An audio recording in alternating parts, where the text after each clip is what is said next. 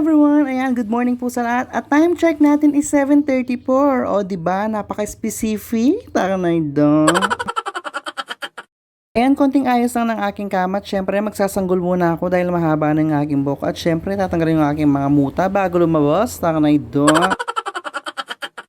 Paglabas ko nga dyan mga kalalabs, nakasalang si Mama Dear at tapos na daw yung tita ko. And after a while, syempre ako naman yung magpapalinis. Taka na ito. Na ba yung sinasabi ko mga kalalabs na kapag nagpalinis ako ng kuko ay magiging madalas ang minsan. Taka na ito.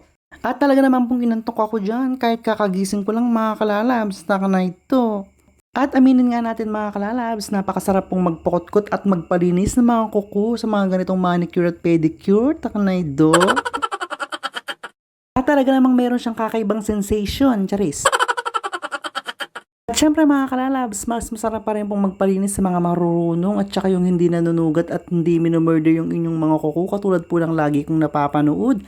Nakanaydo, buti na lang po talaga wala akong ingrown. Ay, kalarat damo kanyan din kuko ko, ne, pang malakasan la kanyan, nakanaydo. After ko nga magpalinis mga kalalabs, nirest ko lang sila ng konti at ito na, magluluto na naman ang inyong email vibes. Ayan nga pala mga kalalabs, magluluto ang inyong email vibes nang hindi ko alam kung ano at magre-renovate lang ako. At i-shoutout ko lang pala yung tita ko na nagbigay sa amin ng mga rambutan. Ayan na nga rin po pala yung inalmusal ko. Nagpainit na rin po pala ako ng mantika dyan at ng mainit na. Ayan, inilagay ko na yung ating mga karni para naman uminit sila bago ko sila iwa-hiwain ng maliit. Ay sabi ko nga po sa inyo, mag-experiment lang ang email vibes at dahil nga wala na po kaming maisip na iulam at after nga mga kalalabs, ayan, ibinaybaliktad ko na yan at after a while, nag-prepare na rin ako ng ating mga bawang na panggisa at sibuyas. Ito nga po pala yung aking version ng gisang pacham na sisig na hindi ko po alam, nakanaydo.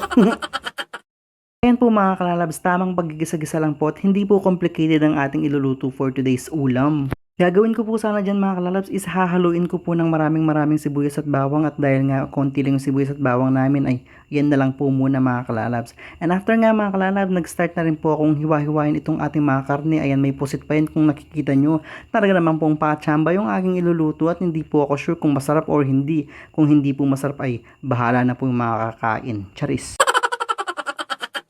After ko nga pong mahiwa yung ating mga karna dyan mga kalalabs, ayan, nag-start na rin po akong maggisa. Ayan, kung napansin po nyo, inilagay ko po sa una pala yung ating paminta para maglasa na po siya sa mismong mantika pa lang. At syempre yung ating sibuyas at bawang. Hindi ko nga po pala inilagay yung ating mga sibuyas at gagawin ko po siyang pantoppings later mga kalalabs. Ayan lang mga kalalabs, ang simpleng version ng ating ulam for today's. Ayan, hindi po siya maarte at tamang gisa-gisa ka lang at wala. Meron ka na pong uulamin at meron na po kaming uulamin for today's video mga kalalabs ko dyan. Kaya naman, maraming salamat po sa panonood at pagsama na naman kay Email Vibes. Bye!